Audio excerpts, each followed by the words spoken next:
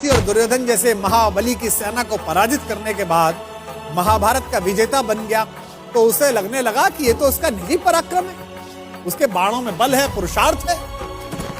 अर्जुन मन ही मन इस बात पर इठलाते हुए अपने रथ पर सवार होकर युद्ध भूमि से लौट रहा था। जब अपने शिविर के आखिर में पहुंच गए तो उसके रथ पर बैठे हुए मधुसूदन सारथी भगवान श्री कृष्ण ने कहा, पार्थ रथ से नीचे उतर जाओ। उसने श्री कृष्ण से कहा कि माधव आप सारथी, आप उतर जाइए, मैं भी उतर जाऊंगा। श्री कृष्ण ने कहा, नहीं मित्र, तुमसे कह रहा हूं तुम पहले नीचे उतर जाओ। जब यह विवाद थोड़ा बढ़ा तो अर्जुन के ठीक पीछे खड़े हुए धर्मराज युधिष्ठिर ने कहा, द्वारिकाधीश अगर कोई बात कह रहे हैं तो उसमें कोई संकेत है। अर्जुन को कुछ समझ तो आया नहीं। भ्रकुटी पर ताव देकर थोड़े अनमने भाव से अर्जुन रथ से नीचे उतर गया। अर्जुन के नीचे उतरने के बाद सब लोग जाने लगे तो कृष्ण जैसे ही रथ के नीचे उतरे,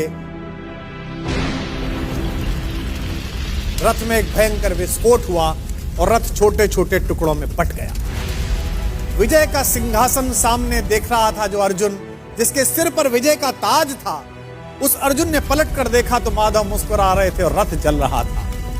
अब उसे यह तो समझ में आ गया कि उसके सखा श्री कृष्ण ने उसे रथ से नीचे उतरने के लिए क्यों कहा, और उसे विस्फोट का कारण अब भी समझ में नहीं आया था। अब उसने विनम्र भाव से अहंकार का तिरोहन करते हुए माधव से पूछा कि माधव यह क्या लीला है। कृष्ण ने मुस्कुराते हुए उत्तर दिया कि पार्थ, युद्ध के इस दौरान इस रथ पर कई दिव्य शक्तियों का प्रयोग हुआ। तुम पर जिन घातक अस्त्रों का प्रयोग हुआ उसका बचा हुआ असर भी इस रथ पर था जिस पर हम सवार थे।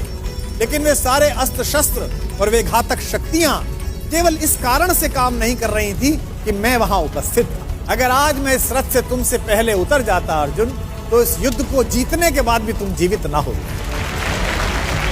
अर्जुन की आंख खुल गई। उसे यह एहसास हुआ कि विश्व की जिस सबसे बड़ी विजय को वो अपना निजी पराक्रम मान रहा है, वो केवल उसकी उपलब्धि नहीं बल्कि उसमें ईश्वर के उस अंश की सद्भावना है जिसे मधुसूदन भुवन मोहन कन्हैया कहा जाता है।